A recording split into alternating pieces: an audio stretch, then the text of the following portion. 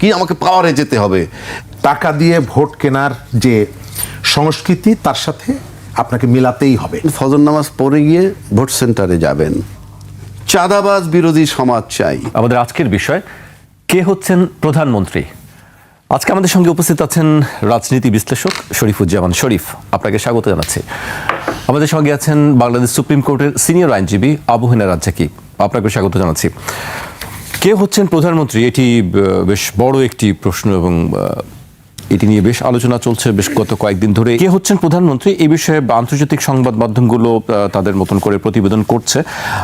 আজকে রয়টার্সের অনলাইন প্রতিবেদনে বলা হয়েছে যে তারেক রহমান জয়লাভ করতে পারেন এবং বাংলাদেশের প্রধানমন্ত্রী হওয়ার দ্বার প্রান্তে আছেন। জামায়াতে ইসলামী আসন্ন জাতীয় সংসদ নির্বাচনে সংখ্যাগরিষ্ঠতা অর্জনের দ্বার প্রান্তে দাঁড়িয়ে আছে বলে মন্তব্য করেছেন দলটির আমির ডাক্তার শফিকুর রহমান।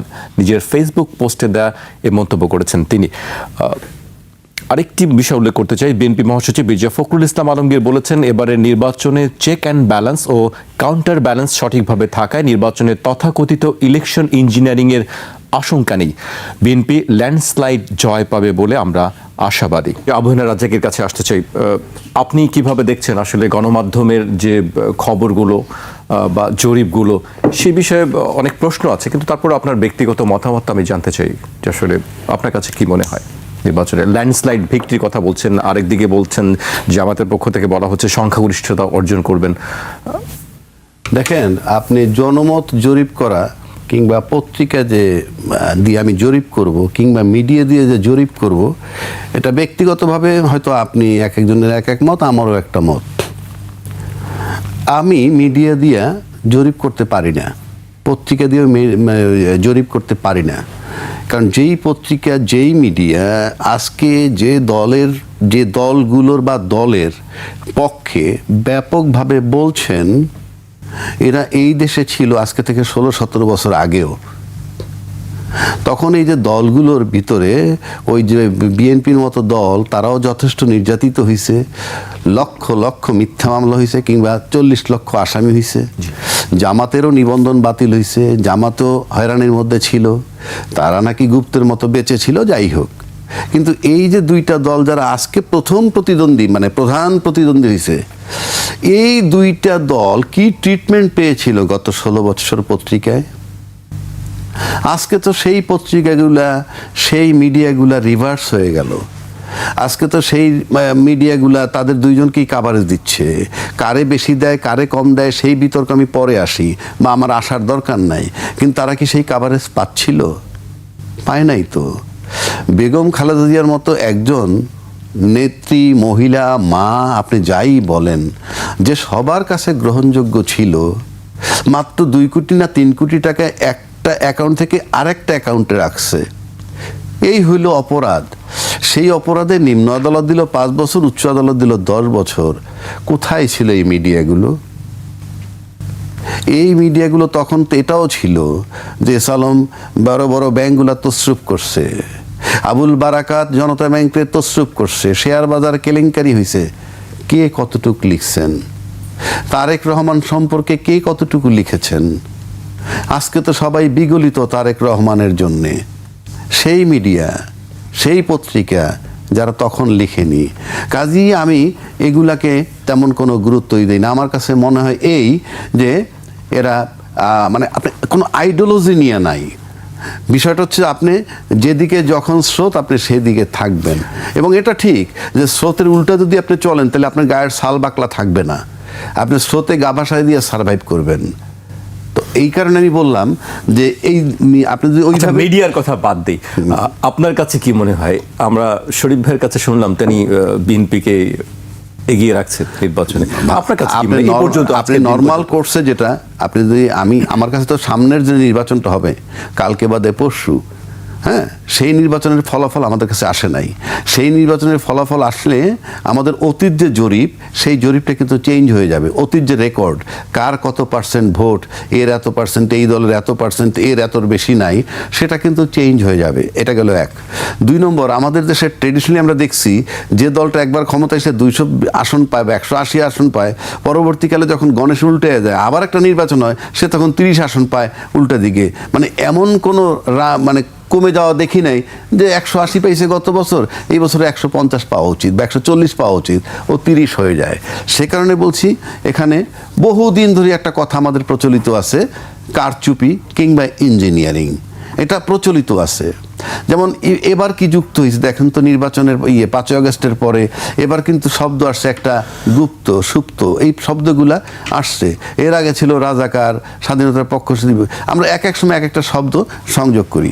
এখন যে জায়গাটা আমি আসতেছি, আমি মনে করি এবারের যে নির্বাচনটা হবে, এবারের নির্বাচনের একটা আগের ঘটনা বলতে হবে আপনাকে। 18 মাস আগে, এবারের নির্বাচনের আগে ঘটছে, ওই জাতিসংঘের রিপোর্ট বলেন, এক্সওয়াইজের যে রিপোর্টই বলেন, 1400 লোক মারা গেছে, 30-40 হাজার আহত হয়েছে। তারপরে দামি দামি লোক পালায়ে গেছেন, খতিব, গভর্নর, বাংলাদেশ ব্যাংকের সব পালায়ে গেছেন, পুলিশ থেকেও লোক পালায়ে গেছেন।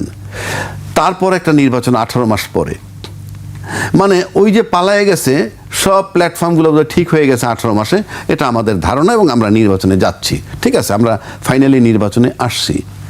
কিন্তু এইরকম ঘটনার পর তো নির্বাচনে এবার প্রথম আসলাম। আর কোনো নির্বাচনের আগে তো সরকার বদল হয়েছে, অন্যান্য সব কিছু ঠিকঠাক ছিল। এখন এইবারের নির্বাচনে কি হবে? 1 নম্বর, আমি বিশ্বাস করি না, শুধু আন্দাজে বললে, আমি ফিল করি যে রাষ্ট্রীয় অর্গানগুলা কোনোটাই ঠিক হয় নাই। কেননা আমরা যে সংস্কারে হাত দিয়েছিলাম, কোনো সংস্কার এখন পর্যন্ত হয়নি।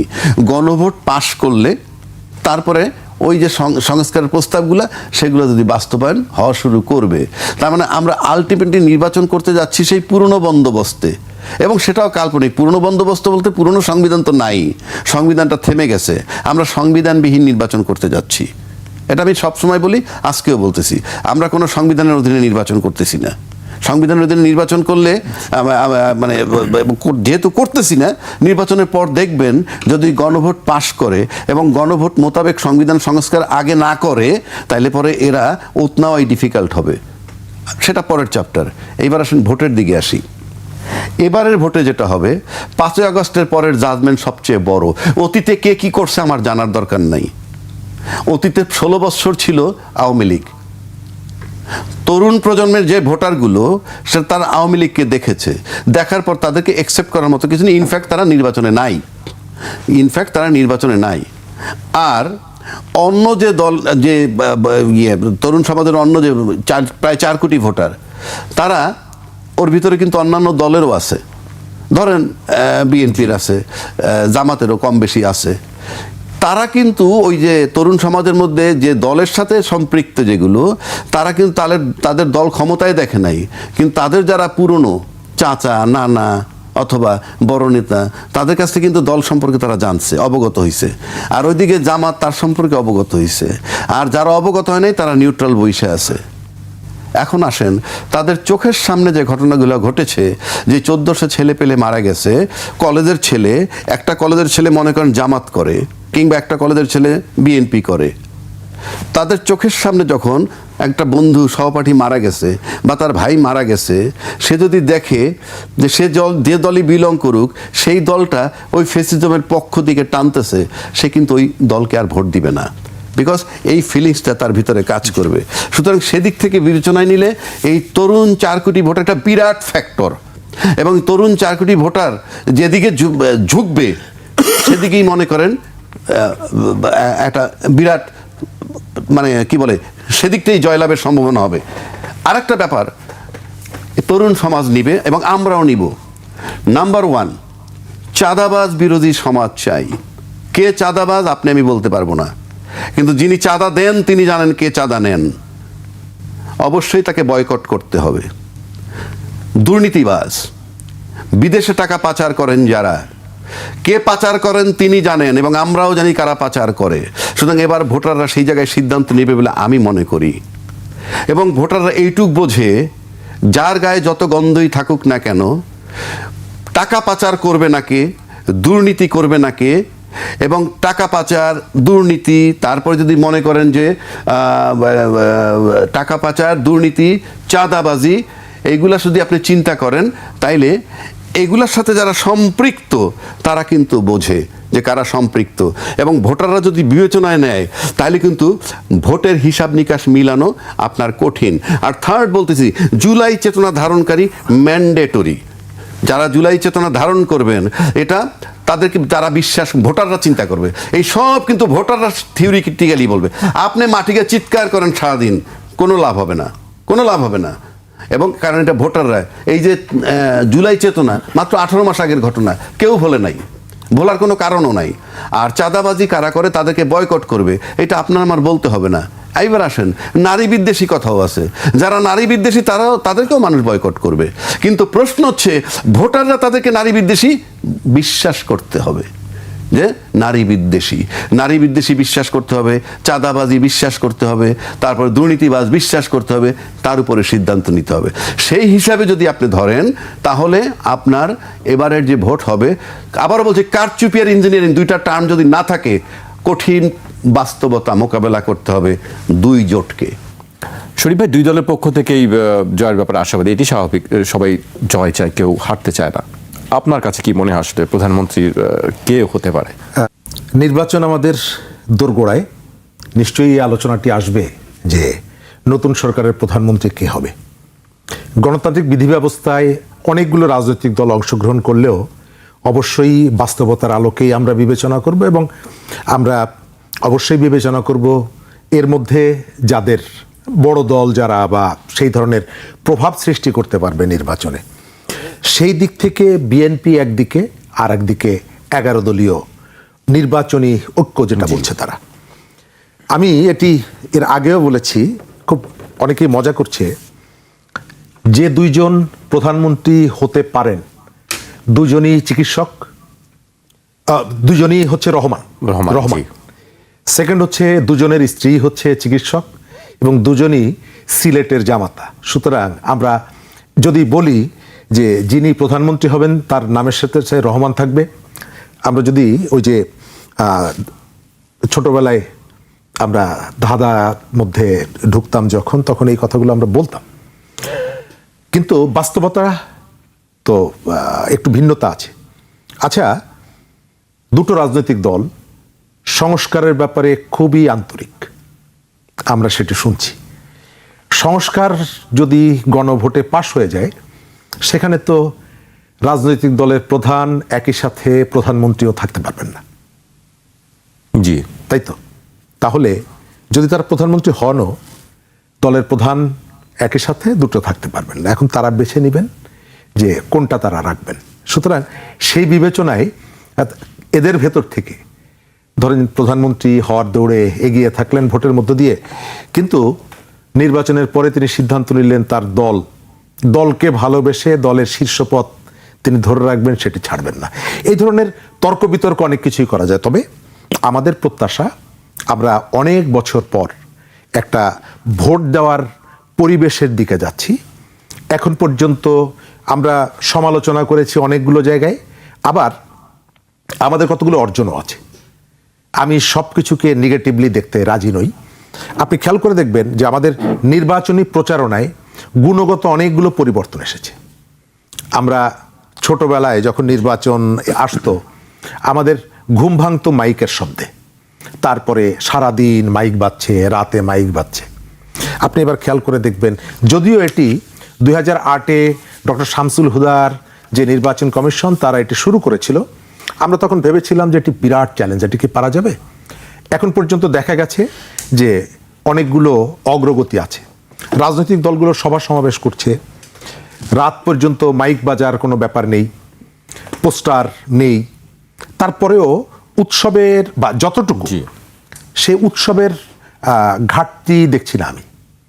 মানে এই ব্যবস্থাপনার মধ্যে, যদিও নির্বাচনে একটা বিরাট অংশ রাজনৈতিক একটি বড় দল আওয়ামী লীগের কথা আমি বলছি, তারা এই নির্বাচনে নেই। যেমনিভাবে তাদের সময়ে তারা অন্যদেরকে বাদ দিয়ে করেছিল, এবং আমি এটিকে বলি যে ইতিহাসের মিশ্রির ছুরি, আপনাকে ছুরিটা মেরে দিয়েছে। এবং আওয়ামী লীগ যে নেই, এটা মানুষ ইচ্ছা করে করেনি। আওয়ামী লীগের কতগুলো কৃতকর্মের ফল সে ভোগ করছে, তার ধারাবাহিকতা। তবে গণতান্ত্রিক ব্যবস্থায় নিশ্চয়ই যদি সবাইকে নিয়ে নির্বাচনটা করা যেত,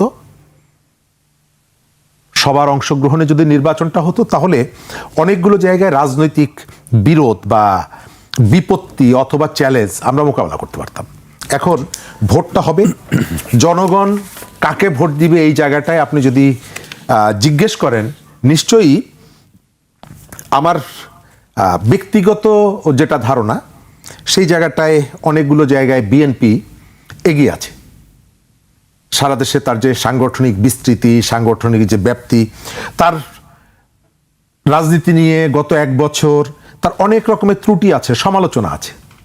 তার থেকে মজার ব্যাপার হচ্ছে সমালোচনা কারা করছে? সমালোচনা করছে যারা এর আগের নির্বাচনে একসাথে মিলেই হয়তো বিএনপিকেই তারা সরকার প্রধান বা সরকার গঠন করলে বিএনপিকেই তারা প্রধানমন্ত্রী হওয়ার অফারটা যারা করতেন, তারাই কিন্তু সমালোচনাটা করছেন বা তারা প্রতিযোগিতায় নেমেছেন।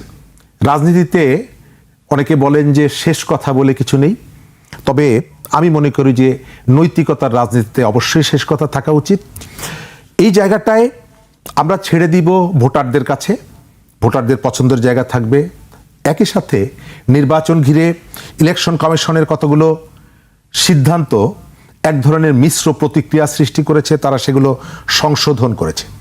আমরা ইলেকশন কমিশনের কাছ থেকে একেবারে রেফারি সুলভ আচরণটা চাই, কিন্তু মজার ব্যাপারটা লক্ষণীয়, আপনি শুরুতেই বললেন দুই পক্ষ ইলেকশন কমিশন বা সরকারকে নানা জায়গায় সমালোচনা করছে। কি সমালোচনা করছে? সেটি হলো যে ঝামেলা তৈরি করার চেষ্টা করা হচ্ছে, এক পক্ষ কেন্দ্র দখল করার চেষ্টা করছে, আর এক পক্ষ সংস্কৃতি পরিবর্তনের ইত্যাদি ইত্যাদি বলছে। আপনি খেয়াল করে দেখবেন যে 1.5 বছর আগে নির্বাচনকে নষ্ট করার জন্য যাদেরকে আমরা অভিযুক্ত করেছিলাম, যাদের গলায় মালা ঝুলিয়েছিলাম, তাদের সবাইকে আমরা জেলখানায় রেখেছি। তারপরে আমরা হাতে হাত ধরে যে কমিশনটা নিয়ে এসেছি, যে কমিশনটা আমরা গঠন করেছি নতুন পথের যাত্রার কথা বলে, এবং যিনি দায়িত্ব নেওয়ার পর বলেছিলেন তার পূর্বসূরিদের গলার যে জুতার মালার কথা মনে পড়লে তিনি এক ধরনের অস্থির হয়ে যান, সেই কমিশন, যে কমিশনকে এই দুটো পক্ষই হাততালি দিয়ে আমাদেরকে বলল যে আমরা খুব ভালো একটা কমিশন গঠন করেছি, এর মধ্যে আমরা জুলাইয়ের স্পিরিট থাকবে, এর মধ্যে জুলাইয়ের চেতনা থাকবে এবং সেটিকে নিয়েই আমরা একটা নির্বাচনে যাব। সেই দলগুলোই এখন বলছে নির্বাচন হওয়ার আগে, 1.5 বছর আগে যাকে ভালোবেসে যার গলায় বেলি ফুলের মালা পরিয়েছিল, আজকে তাকে সন্দেহ করছে। অর্থাৎ রাজনীতিতে এটি রাজনৈতিক কৌশলও হতে পারে, আমরা জানি না, অনেক সময় বলে থাকে যে আগে থেকে একটু প্রিকশন চাপের মধ্যে রাখা। সুর ভাই, আমরা বিএনপির পক্ষ থেকে একটি বক্তব্য আজকে দেওয়া হচ্ছে, আমি সেটি উল্লেখ করতে চাই। বিএনপি নির্বাচন পরিচালনা কমিটির মুখপাত্র মাহাদি আমিন বলেছেন, যারা সারাক্ষণ সততা, দুর্নীতির বিরুদ্ধে অবস্থান এবং ইনসাফের বয়ান তৈরি করেন, তারাই যদি নির্বাচনে মাঠে টাকা দিয়ে ভোট কেনার চেষ্টা করেন তাহলে সেটি অত্যন্ত লজ্জাজনক। এ বিষয়ে খোদ ওই দলীয় প্রধানের আসন ঢাকা 15-তে তার জন্য দাঁড়িপাল্লার ভোট চাইতে দলটির অন্যতম শীর্ষ আইনজীবী নেতা যেভাবে প্রকাশ্যে টাকা দিয়েছেন এবং ভোট কেনার চেষ্টা করেছেন, সেই ভিডিও ইতিমধ্যে দেশব্যাপী ভাইরাল হয়ে তুমুল সমালোচনার জন্ম দিয়েছেন। তিনি বলেন যে দলটি প্রতিনিয়ত দুর্নীতির বিরুদ্ধে কথা বলে, তারাই যদি ভোটের মাঠে দুর্নীতির মাধ্যমে টাকা ছড়িয়ে দলীয় প্রধানের আসন সহ দেশব্যাপী এভাবেই জনগণের ভোট কিনতে চায়, তাহলে এর চেয়ে বড় দ্বিচারিতা ও নৈতিকতার লঙ্ঘন আর কি হতে পারে? যদিও তিনি এই ঘটনার পরে ক্ষমা চেয়েছেন, দুঃখ প্রকাশ করেছেন এই ঘটনায়। গতকালকের এটি খুব আলোচিত একটা বিষয়। প্রথমত, মানুষ মানুষকে সহযোগিতা করে সামর্থ্য অনুযায়ী আমরা সবাই করি, এবং সেই অনুযায়ী তিনি করতেই পারেন। একজন মানুষের সাথে দেখা হলো, তার অভাবের কথা শুনলেন, তাকে 1000 টাকা দিলেন, অথবা তার সামর্থ্য যদি থাকে 50,000, 5 লাখ টাকা দিলেন, এটি তিনি দিতেই পারেন। কিন্তু যখন তার হাতে লিফলেট দেখা গেছে নির্বাচনী প্রচারের মধ্যে, এটি ওই ব্যারিস্টার সাহেব না হয়ে একজন ডক্টর সাহেবও যদি হতেন, তার ক্ষেত্রে একই কথা প্রযোজ্য হতো। আপনি যখন নির্বাচনী প্রচারটা চালাচ্ছেন এবং একটা প্রতীক হাতে আপনার আছে, আমি দেখতে পাচ্ছি আপনি একটা পক্ষের প্রতিনিধিত্ব করছেন সেখানে, তারপর আপনি যে কায়দায় হাতের মধ্যে 1000 টাকা গুজে দিচ্ছেন, সঙ্গত কারণে যে কোনো মানুষ এর মধ্য দিয়ে তিনি তার আগ পর্যন্ত তার ভাবনাটা যাই থাকুক না কেন, তিনি কিছুটা হলেও প্রভাবিত হবেন, এবং এটি নির্বাচনী আইন অনুযায়ী শাস্তিযোগ্য অপরাধ। আমাদের এখানে অনেক মানুষ নানাভাবে সহযোগিতা করে, আমাদের প্রত্যেকেরই কতগুলোই আছে, তবে যেহেতু তিনি নির্বাচনী প্রচারণায় ছিলেন, সুতরাং এটিকে আপনাকে ভোট কেনা, টাকা দিয়ে ভোট কেনার যে সংস্কৃতি তার সাথে আপনাকে মেলাতেই হবে। আপনি যত ধরনের ব্যাখ্যা বিশ্লেষণ করেন না কেন, এটিকে আলাদা করার সুযোগ নেই। ওই কারণে আপনি একজন মানুষকে ডেকে এনে, গরিব মানুষ, তাকে হোটেল নিয়ে খাওয়াতে পারেন ওনার সাধ্য অনুযায়ী। আমি শুনেছি যে উনি নানা সময় এই যে শাহবাগে চিকা মারার জন্য 6 লাখ টাকা দিয়েছেন, এটিও আমি শুনেছি। যদিও এই জায়গাগুলোতে আমাদের দেয়াল লেখনের যে অভিজ্ঞতাগুলো, তাতে এত টাকা লাগার কথা না, তারপরেও তিনি সহযোগিতা করেছেন। সব মানুষ তো অতটা উদার হয় না, কেউ কেউ উদার হয়, সহযোগিতাটা করেন। তিনি ওই কাজটা করতে পারতেন, কিন্তু যেহেতু তার হাতে একটা প্রচারণার মধ্যে তিনি ছিলেন, লিফলেটিং করছিলেন, এবং একটা রাজনৈতিক দর্শন নিয়ে আলোচনা করার পর যখন তিনি টাকাটা গুজে দিয়েছেন, স্বাভাবিকভাবে ধরে নিতে হবে যে তিনি ওই ব্যক্তিকে প্রভাবিত করার চেষ্টা করেছেন। ওই ব্যক্তি ওইখানকার ভোটার কিনা এটি নিয়েও প্রশ্ন থাকতে পারে যে তিনি ভোটার কিনা, কিন্তু যেহেতু আপনি নির্বাচনী প্রচারের মধ্যে এই কাজটি করেছেন, স্বাভাবিক। জামায়াতের যে একটি বক্তব্য ছিল সে বিষয়ে আমি একটু উল্লেখ করতে চাই। প্রশাসনের একটি অংশ পক্ষপাতমূলক আচরণ করছে বলে অভিযোগ করে জামায়াত ইসলামীর সহকারী সেক্রেটারি জেনারেল এহসানুল মাহবুব জুবায়ের বলেছেন, কোনো ধরনের পাতানো নির্বাচন হলে তা মেনে নেবে না তার দল। তিনি বলেন, নির্বাচনে লেভেল প্লেইং ফিল্ড বা সমতল ভূমির ঘাটতি আছে। প্রশাসনের উচ্চ পর্যায়ের একটি অংশ পক্ষপাতিত্ব করছে। এখান থেকে বের হয়ে না এলে জামায়াত তাদের অবস্থান জানাবে। একই সঙ্গে নির্বাচন কমিশনকে দুর্বল মনে হচ্ছে উল্লেখ করে তাদের আরও দায়িত্বশীল হওয়ার তাগিদ দিয়েছেন তিনি। একটি কথা তিনি বলেছেন যে প্রধান এখান থেকে বের না হইলে জামাত তাদের অবস্থান জানাবে।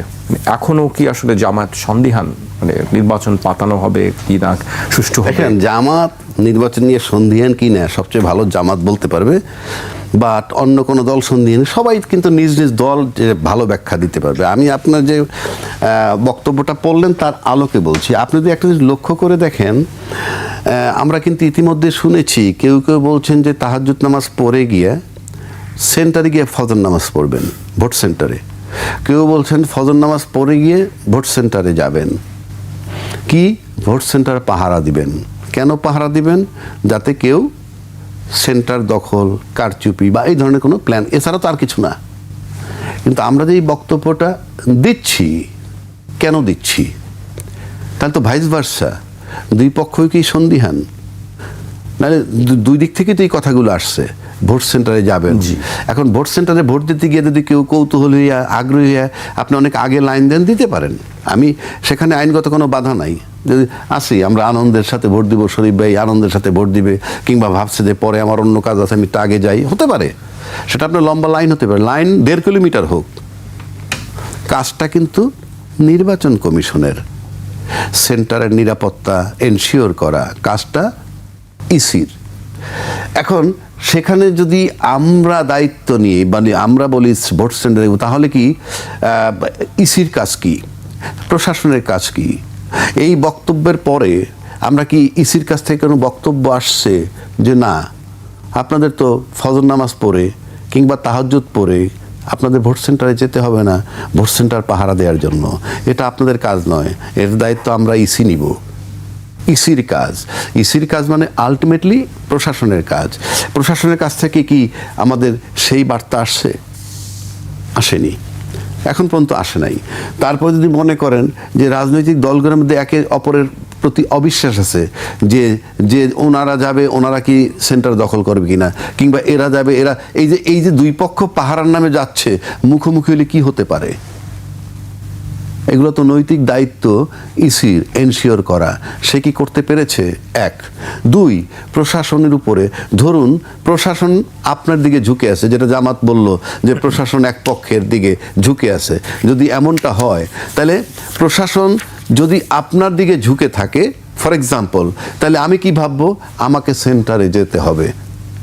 আর আমি যদি ভাবি প্রশাসন আপনার দিকে ঝুঁকে আছে, আর আপনি যদি ভাবেন প্রশাসন আমার দিকে ঝুঁকে আছে, তাহলে প্রশাসন নিয়ে প্রশ্ন, তার নিরপেক্ষতা নিয়ে। আপনি প্রশাসন মানে ইসি এই মুহূর্তে, তা ইসিকে নিয়ে যদি আপনার এই সন্দেহ থাকে, তার মানে তো লেভেল প্লেইং ফিল্ড নাই। যখন এক পক্ষ মনে করে প্রশাসন তার পক্ষে, ওই পক্ষ যদি মনে করে প্রশাসন তার পক্ষে, আমার পক্ষে, এইরকম যদি ভাবে, তাহলে তো লেভেল প্লেইং ফিল্ড নাই। তাহলে তো শুরুর থেকেই আপনার একটা সন্দেহ তৈরি হচ্ছে যে কিন্তু সবাই কিন্তু একটি কথা বলছে, সুষ্ঠু ভোট হলে ফলাফল মেনে নেবেন। সবাই তো সুষ্ঠু ভোট হলে, এই যে কথাটা সুষ্ঠু ভোট হলে আসবে কেন? তারা যেহেতু সব পক্ষ নির্বাচনের জন্য উদ্গ্রীব ছিল, তাদের তো এই ফলাফল সুষ্ঠু হলে মানে কি নির্বাচন সুষ্ঠু হবে, ফলাফল মেনে নিব, এটা তো বলছেন না। আপনি সেন্টারও পাহারা দিবেন, এই কাজ তো আপনার না। আবার এমন কথা আছে যে একটা সেন্টারে মব হলে, একটা সেন্টারে মব ওই হলে আসনের- ওই আসনটাই বাতিল হবে, আসনের নির্বাচনটা স্থগিত হয়ে যাবে। তাহলে আপনি ভাবেন 300 আসন, 300 আসনের মধ্যে এক একটা সেন্টারে 120টার উপরে সেন্টার থাকবে অ্যাভারেজ, 40-42 হাজার সেন্টারে। তাহলে যদি একটা সেন্টারে মব হয়, এরকম 300 সেন্টারে মব হলে তো নির্বাচন বাতিল হয়ে যায়। আমি একটা কথার খাতিরে, তর্কের খাতিরে বললাম, আপনার 300 আসনের ভিতরে যে সেন্টারগুলি বাইশে যদি একটা আসনে মব হয়, তাহলে তো নির্বাচন বাতিল হয়ে যায়, যদি স্থগিত হয়ে যায়। মানে এই বিষয়গুলো কি, এগুলো আমরা সেটেল করতে পারলাম না কেন? আর এই একটা আসনে মব হইলে পরে নির্বাচন স্থগিত হবে, এই কথা নিয়ে নির্বাচন কমিশনের সাথে রাজনৈতিক দলের তো অনেক আগেই হিসাব নিকাশ করা উচিত ছিল, তারা তো সেটা করেননি। এই সব বিষয়গুলো তো প্রশ্ন থেকে যায়। এগুলা যদি আপনার সমাধান না করে যদি নির্বাচনে মাঠে আসেন, তাহলে তো আপনি অনিশ্চিত হয়ে যাচ্ছে। আইজিপিও তো সেই একই কথা বলছেন যে একটা মব, আইজিপি ব্রিফিং এ এটি কথা এই বলেছেন। একই কথা বলছেন। তাহলে একটা মব হইলেই তো আপনার নির্বাচনটা বাতিল হয়ে যাচ্ছে কোন ওই একটা আসনে। কেন্দ্রীয় তাহলে সারা মব- বাংলাদেশে 300 মবে 300 আসনের নির্বাচন স্থগিত হয়ে যেতে পারে, কারণ ইতিমধ্যে আমরা বেশ কিছু জায়গায় আগুন দেওয়ার খবরাখবর পেয়েছি। জি, আজকে পটুয়াখালীতে আজকে না, দিবাগত রাতে পটুয়াখালী বাউফল সংসদীয় আসনে বিভিন্ন জায়গায় সংঘর্ষের ঘটনায় বিএনপি ও জামায়াতের 4 কর্মী সমর্থক আহত হয়েছেন। এছাড়া বিএনপির একটি নির্বাচনী ক্যাম্পে হামলার অভিযোগ উঠেছে। পটুয়াখালীর 10 মিনা উপজেলার আলীপুর ইউনিয়নের 5 নম্বর ওয়ার্ডে গণ অধিকার পরিষদের সভাপতি ও ডাকসুর সাবেক ভিপি নুরুল হক নূরের নির্বাচনী অফিসে প্রচারণার শেষ দিন আগুন দেওয়া হয়েছে। নির্বাচনকে কেন্দ্র করে দেশের বিভিন্ন স্থানে বিক্ষিপ্ত রাজনৈতিক সংঘাত ও প্রাণহানির ঘটনায় গভীর উদ্বেগ প্রকাশ করেছে জাতীয় মানবাধিকার কমিশন। তো প্রত্যেকটা ঘটনাই তো নেতিবাচক, একটাও তো ইতিবাচক ঘটনা নয়। তো এই নেতিবাচক ঘটনা যদি ঘটতে থাকে, তো আমরা তো সন্দিহান হইতে পারি, স্বাভাবিক, কিন্তু আমরা তো সেটা প্রত্যাশা করি না। এটি কেন যে একটি জায়গায় গ্যাঞ্জাম হলে পুরো আসনের ভোট? আরে ভাই, আইনটা তো মেনে নিয়েছেন আপনি, তখন মানলেন কেন? কথার কথা বলছি। এটা একটা ভালো দিকও আছে। আপনি যদি নির্বাচনে বিশ্বাসী হন, আপনি যদি ফলাফল মেনে নেওয়ার মানসিকতা থাকে, তাহলে এই আইনে তো আপনার কোনো ক্ষতি হওয়ার কথা না। মব হবে কেন? যাবেন, ভোট দিবেন, চলে আসবেন। কেন হবে? ভোট দিবেন, চলে আসবেন, এই কনফিডেন্স থাকতে হবে। এবং ল্যাক অফ কনফিডেন্স যদি থাকে এবং পাওয়ারের জন্য যদি মরিয়া হয়, তখনই মারামারি হবে, তখনই আপনার এই মব হবে। ডিটারমাইন্ড কি, আমাকে পাওয়ারে যেতে হবে, এটা যারা করবেন, যে দলই করুক, তাহলে মারামারি হবে। তা নাহলে আপনি ফলাফল মেনে এই মানসিকতা যদি থাকে, তাহলে তো আপনি ভোট দিতে যাবেন, ভোট দিয়ে চলে আসবেন। 2 দিন পরে ফলাফল হোক, 3 দিন পরে ফলাফল হোক, 6 ঘন্টা পরে ফলাফল হোক, হয়ে যাবে। তার মানে কি, আমাদের তো সেই জায়গাটায় আমরা নাই। আমি তো মনে করি এই আইনটা যদি করে থাকে, রাজনীতিবিদরা বিরোধ করেন নাই, ভালো কথা। আর মব হবে কেন? পরিষ্কার, মব যদি হয় তাহলে 2 দল সাফার করবে, 2 দল সাফার করবে, এটা মাথায় রাখতে হবে যে 2 দল সাফার করবে মানে নির্বাচনটা স্থগিত হয়ে যাবে। সুতরাং আমার কাছে মনে হয় আইনে কিছু আসে যায় না। আপনি যদি আইন মানেন বা আইনের প্রতি শ্রদ্ধা রাখেন, আপনার ইন্টেনশন যদি খারাপ থাকে, আইন দিয়ে কিচ্ছু হবে না। আপনি আইন না মানলেই মব, আর মব হইলে বন্ধ হয়ে যাবে। আমার তো মনে হয় যে আমি যে লক্ষণ দেখতেছি, তাতে এখন পর্যন্ত শুভ কিছু দেখছি না। কারণ এই যে আগুন দিল, এই অমুক জায়গায় জ্বালাই দিল, ওই জায়গায় বাধাপ্রাপ্ত, এই যে ঘটনাগুলো, এই আশঙ্কার কথাটা কিন্তু প্রধান উপদেষ্টা একবার বলেছিলেন যে হঠাৎ আক্রমণের আশঙ্কা, নির্বাচন বানচালের চেষ্টা। আমার স্পষ্ট মনে আছে। এখন প্রধান উপদেষ্টা বলতে পারেন, কিংবা যারা বড় বড় রাজনৈতিক নেতা আছেন, তারা তো ফার্স্ট হ্যান্ড ইনফরমেশন তাদের কাছে থাকে, তারা খুব ইন্টেলিজেন্স রিপোর্টের খুব কাছাকাছি থাকেন। আমরা তো তাদের বক্তব্যের আলোকে বক্তব্য দিচ্ছি। সুতরাং আমি মনে করি আইন খুব একটা ত্রুটি করে নাই। If your intention is good, vote হবে, জাস্ট ভোটটা দিয়ে বেরিয়ে যাবেন, ওখানে কোনো গ্যাদারিং হওয়ার কোনো সুযোগই তো নাই। আপনি লাইন ধরে ভোট দিবেন, ভোট দিয়ে চলে আসবেন। কিন্তু ভোটের আগেই আমরা দেখলাম নেত্রকোনার সদর ও পূর্বধলা উপজেলায় একাধিক ভোট কেন্দ্রের বুথ কক্ষে আগুন দেওয়া হয়েছে। সোমবার দিবাগত রাতে দুর্বৃত্তরা এসব কেন্দ্রের বুথে আগুন দেয়, সেটি খবরে বলা হচ্ছে। আপনি বলেন এই দুর্বৃত্তরা কারা? আমরা তো চিনি না, বাট দুর্বৃত্তরা কারা? কোনো ইন্ডিভিজুয়াল যার কোনো দলের সাথে সম্পৃক্ততা নাই, যে কোনো গোষ্ঠীর না, কিংবা সে কোনো ইন্টেলিজেন্স সেক্টরের লোক না, কিংবা কোনো পুলিশের লোক না, এই ধরনের লোক ছাড়া, মানে আমি বলছি বিশেষ করে রাজনৈতিক দল যদি আপনি ধরেন, একটা ইন্ডিভিজুয়াল তো এই প্ল্যান করবে না।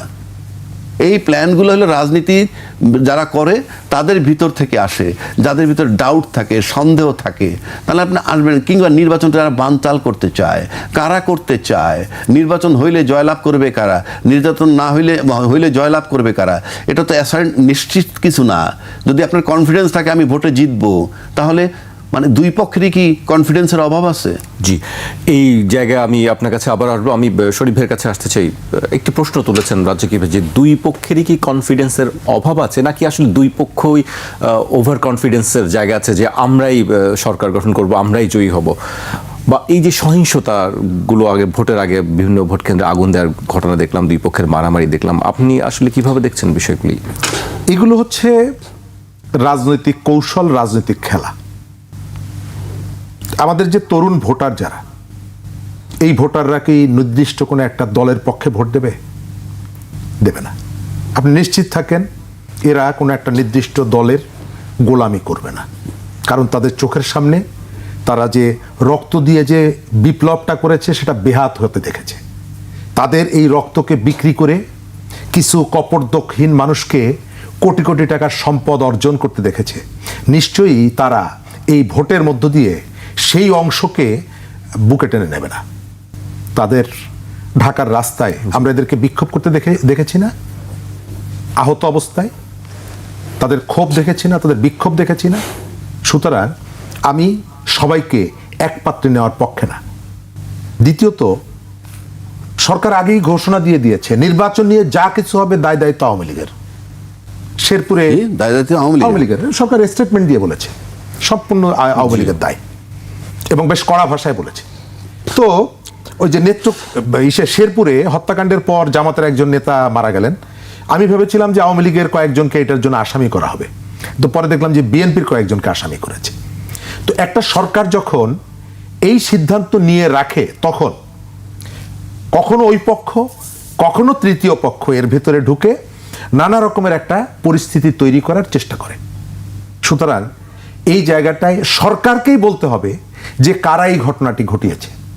যেহেতু আমাদের স্বরাষ্ট্র উপদেষ্টা আগেই বলেছিলেন যে লুণ্ঠিত অস্ত্র ব্যবহার করা হবে না, ওনাকে তারা কথা দিয়েছেন। কারা কথা দিয়েছেন? যারা লুট করেছে তারা তাকে কথা দিয়েছে, কিন্তু পরিষ্কার বলেছেন, কিন্তু মিডিয়াতে বলেছেন যে এই অস্ত্র ভোটের সময় ব্যবহৃত হবে না, আমি আপনাদেরকে নিশ্চিত করছি। এইটা আসছে আলোচনা, এইটা আসছে যে এই অস্ত্রগুলা ব্যবহৃত হবে না, তাহলে যারা লুণ্ঠন করছে তারা বলছে, তাহলে এইটা পাইনি আপনি এটি পাইছি। স্বাভাবিকভাবে এই প্রশ্নটি আসে যে আমরা বলছি যে আপনি ব্যবহার হবে না নিশ্চিত হইলেন, আপনি নিশ্চিত হলেন কিভাবে? এক দুই নম্বর হলো অস্ত্রগুলো তাহলে আপনাদের কাস্টডিতে আছে। আমি তো ওই কথাটাই বলেছি, এটি আপনি বলেন কিভাবে? বাংলাদেশের অন্য একজন মানুষকেও আপনি পাবেন না যিনি এই কথাটা বলবেন, এবং এই কথাটা বলার কারণে সরকারকে তিনি নাক কেটে দিয়েছেন। তার উদাহরণ হচ্ছে তার 2 দিন পরে প্রধান উপদেষ্টার প্রেস উইং থেকে বিবৃতি দিয়ে বলা হয়েছে যে আমরা অস্ত্র উদ্ধার করব, যে কোনো মূল্যে আমরা তাদেরকে ধরব। কারণ কি? কারণটা ওই যে ডিজাস্টারটা তিনি করে দিয়েছেন। সুতরাং এই যে প্যাচগুলো আপনি লাগিয়ে রেখেছেন আগে, এই যে ইলেকশন কমিশনের কথা বলছি, 2 পক্ষ 3 পক্ষ 4 পক্ষ কেউ হারতে চায় না। এই কথাটা কেন বলছে জানেন? যে গ্রহণযোগ্য নির্বাচন হলে আমরা মেনে নিব, তার মানে হচ্ছে আমি যদি নির্বাচনে বিজয়ী হই তাহলে সেই নির্বাচনটাই মেনে নিব, সেটি হলো গ্রহণযোগ্য। যে নির্বাচনে আমি বিজয়ী হব ওটাই হলো গ্রহণযোগ্য। আমাদের এখানে কালচার আছে, আমি হেরে গেলে ওটি গ্রহণযোগ্য না। আমাদের এখানে কালচার আছে। সূক্ষ্ম কারচুপি। কুমিল্লা সিটি কর্পোরেশনে বেলা 12টার সময় বলেছিলাম যে নির্বাচন বয়কট করলাম, এই নির্বাচন কারচুপির নির্বাচন হচ্ছে। তারপরে সন্ধ্যাবেলায় যখন দেখলাম বিজয়ী হয়েছি তখন বলেছি নির্বাচন ফেয়ার হয়েছে, নির্বাচন গ্রহণ করলাম। হয়েছে না আমাদের এখানে? আজকে এই যে ডিসি এসপির কথা বলছেন, ডিসিএসপির নিয়োগ প্রক্রিয়ায় টাকা দিয়ে ডিসিএসপি নিয়োগ করা হয়েছিল ডক্টর ইউনূসের সময়। তারা তদন্ত কমিটি করেছিলেন 24/9 অক্টোবর, আমার এখনো পরিষ্কার মনে আছে। 15 দিনের মধ্যে তদন্ত রিপোর্ট দেওয়ার কথা বলেছিলেন 4 জন উপদেষ্টার নেতৃত্বে, এখন পর্যন্ত দেননি। দ্বিতীয়ত, লটারি করে ডিসিএসপি নিয়োগের দাবিটা উঠলো আজ থেকে 4 মাস আগে। জামাতের সেক্রেটারি জেনারেল দাবিটা তুললেন লটারির মধ্য দিয়ে ডিসিএসপি পদায়ন করতে হবে। তার 2 দিন পরে সরকার সেই সিদ্ধান্ত মেনে নিয়ে ডিসিএসপি পদায়ন হলো লটারির মধ্য দিয়ে। এখন আপনি এসে বলছেন যে কথা শোনে না, এসপি কথা শোনে না, ডিসি কথা শোনে না। তো এই প্রস্তাবটা তো আপনারা করেছিলেন পলিটিশিয়ানরা, এই প্রস্তাবটা তো রাজনীতিবিদরা করেছিল, এটা তো আমলাদের কাছ থেকে আসেনি। তো এখন এই রেসপন্সিবিলিটি আপনাকে নিতে হবে। এখন কথা শোনে না মানে কি? আপনি যেটা চাইবেন সেটাই কি তাকে শুনতে হবে? এবং আপনি কয়েকদিন পর পর বলেন যে সব ফাঁস করে দিব, উপদেষ্টাদের সাথে কথোপকথনের রেকর্ড আমাদের কাছে আছে, আমরা ফাঁস করে দিব। হঠাৎ করে এটা করতে করতে যে আপনার এক্স হ্যাক হয়ে গেছে, তারপরে যে এটি নিয়ে এখন আর কোনো কথা বলছেন না, চুপ হয়ে গেছেন, রহস্যজনক আচরণ। তো আমি যেটা বলি, এই যে বড় দুটো দল এবং জোট বলেন, জল বলেন, যাই বলেন না কেন, তাদের প্রতি তাদের রেসপন্সিবিলিটি সব থেকে বেশি। কারণ এই গণ অভ্যুত্থানের পক্ষে দীর্ঘদিন ধরে তারা মানুষকে উদ্বুদ্ধ করেছে, জাগিয়ে তুলেছে, মানুষকে স্বপ্ন দেখিয়ে বলেছে যে আমার এখানে এমন একটা নির্বাচন আমরা করব, যে নির্বাচন আমিডামির নির্বাচন হবে না, যে নির্বাচন রাতের নির্বাচন হবে না, যে নির্বাচন গণভবন থেকে লিস্ট করে বেছে বেছে সিনেমা জগতে এফডিসি থেকে ফেরদৌস, জারি গান গাইতে পারে মমতাজ, অমুক জায়গা থেকে অভিনয় করতে পারে আসাদুজ্জামান নূর, তাদেরকে ডেকে এনে আমি পার্লামেন্ট সাজাবো না, জনপ্রতিনিধিদেরকে দিয়ে আমরা পার্লামেন্ট সাজাবো। এখন এসে এই কথাটা তারা কেন বলে যে ও কেন্দ্র দখল করতে চায়, সে কেন্দ্র দখল করতে চায়? এদের কথা বিশ্বাস করেই তো আমরা গণ অভ্যুত্থানে নেমেছিলাম যে এরা একটা পরিবর্তন করবে এবং সেখানে আমার ভোট আমি দেব, যাকে খুশি তাকে দেব। আজকে কেউ বলছে জুমার নামাজের আগে গিয়ে কেন্দ্র দখল করতে হবে, কেউ বলছে ভোর রাত্রে গিয়ে কেন্দ্রে বসে থাকতে হবে। কেন? রাজ্জাকি ভাই বলেছেন আমাদের দেশটা আমেরিকা হয়নি, তারপরেও আমেরিকায় ট্রাম্পের ওইখানে নির্বাচনী সহিংসতা হয়, তাদের পার্লামেন্ট কিন্তু দখল হয় বন্দুক নিয়ে। আমাদের এখানে চাইলেই রাতের মধ্যেই আমি সবকিছু পরিবর্তন করে ফেলতে পারবো না। কিন্তু আমাদের যারা গণ অভ্যুত্থানের লিড দিলেন, যারা আমাদেরকে স্বপ্ন দেখালেন, যাদের কথা শুনে আমরা 15টি বছর 14.5 বছর লড়াই করলাম, তারা এসে এখন কেন নিজেরা কামড়াকামড়ি করে? তার মানে হলো প্রত্যেকটাই হচ্ছে সুযোগের অভাবে হাসিনা, প্রত্যেকেই হচ্ছে সুযোগের অভাবে হাসিনা। এক একটা ছোট ছোট হাসিনা আস্তে আস্তে করে বড় হচ্ছে। 15 বছরের হাসিনাকে আমরা দেখি অনেক বড়, আর এখন 1.5 বছরের হাসিনাকে দেখি ছোট, আস্তে আস্তে করে বড় হচ্ছে। তা না হলে সেই ভাষা তো একই, আচরণ একই, খাসলত এক। আমি শেষের দিকে চলে আসছি, আমি শেষ করবো আবু হেনা রাজ্জাকিকে দিয়ে। রাজ্জাকি ভাই, শরীফ ভাই বলছিলেন যে খাসলত এক, সবাই ছোট ছোট হাসিনা এক, সেটা তো ঠিকই আছে। আসলে কি এই যে আপনি একটু আগে বললেন যে জামাতের আমির বলছে শঙ্কিত, সে প্রশাসন ঝুঁকে যাচ্ছে, এই ধরনের যে কথাটা, এর কতগুলো সিমটম মতো আছে, আপনাকে দেখতে হবে। কারণ কি জানেন, সেফটি ফার্স্ট, অর্থাৎ নিজের সেফটিটা সবাই আগে দেখে। আপনি যদি খেয়াল থেকে থাকে, আব্দুল মোমেন অভ্যুত্থানে 8.5 মাস পরে 8 মাস পরে বের হয়েছে দেশ থেকে, সে বলছে।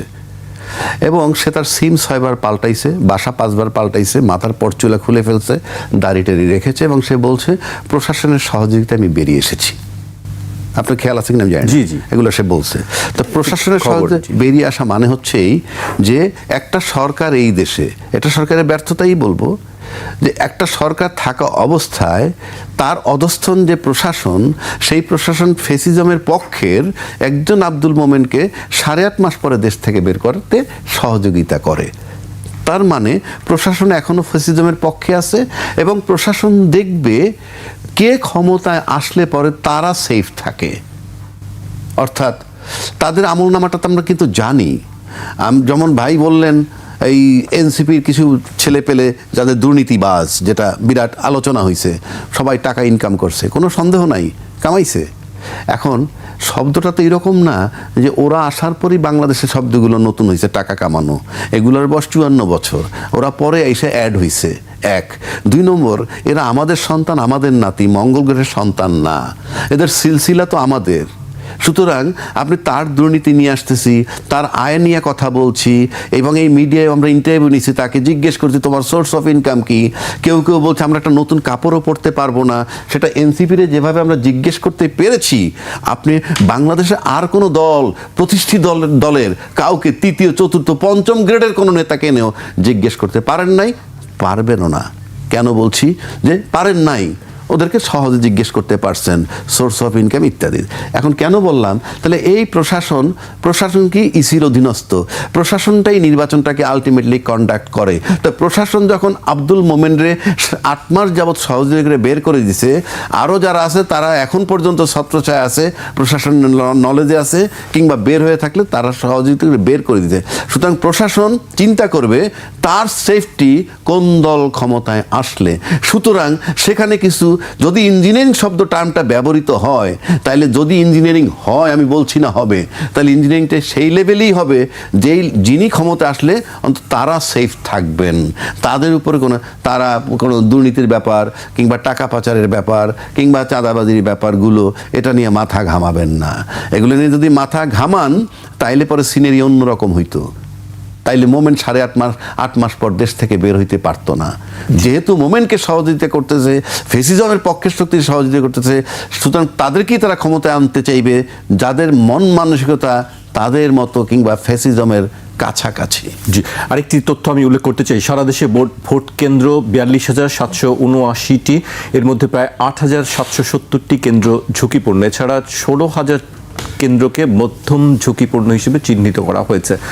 ইটি আইজিপি আজকে ব্রিফিংয়ে বলেছেন যে 42,000-এর মধ্যে 24,000 ভোট কেন্দ্র ঝুঁকিপূর্ণ। 8,000 হলো অনেক ঝুঁকিপূর্ণ, 16,000 হলো মোটামুটি ঝুঁকিপূর্ণ। এই যে বক্তব্য দেওয়ার পর 16,000 সেন্টারের নাম কিন্তু আমাদের কাছে আসে নাই, কথার কথা বলছি। জানা সত্ত্বেও যদি এই 16,000 আর 24,000, ধরেন অর্ধেক অলমোস্ট, এই সেন্টারগুলোর নিরাপত্তা যদি আপনারা না দিতে পারেন, আপনার এই ফলাফল ঘোষণা করার লাভটা কি? আপনার এইগুলো ঘোষণা করার লাভ কি? আপনি জানতেছেন যে এটা ঝুঁকিপূর্ণ, তারপরে বরং এইগুলিতে আর হবে না। যোদ্ধার বলা হয়েছে যে ব্যবস্থা নেওয়া হয়েছে। হ্যাঁ, সুতরাং আমরা দেখতে চাই যে আমাদের কাছে তালিকা নাই, তালিকাটা থাকলে ভালো হইতো। আমরা তাহলে ইলেকশনের দিন মিলাইতাম বা ইলেকশনের পরের দিন মিলাইতাম, যেগুলোকে ঝুঁকিপূর্ণ করছে সেগুলো ঝুঁকিমুক্ত ছিল। আর যদি ঝুঁকিমুক্ত তারপরে না হয়, ঝুঁকিপূর্ণই থেকে যায়, তাহলে হয় প্রশাসনিক ব্যর্থতা আর নয়তো ইন্টেনশনালি হয় নাই। আর যদি ব্যর্থতা হয়, আপনি নির্বাচনে যাচ্ছেন কেন?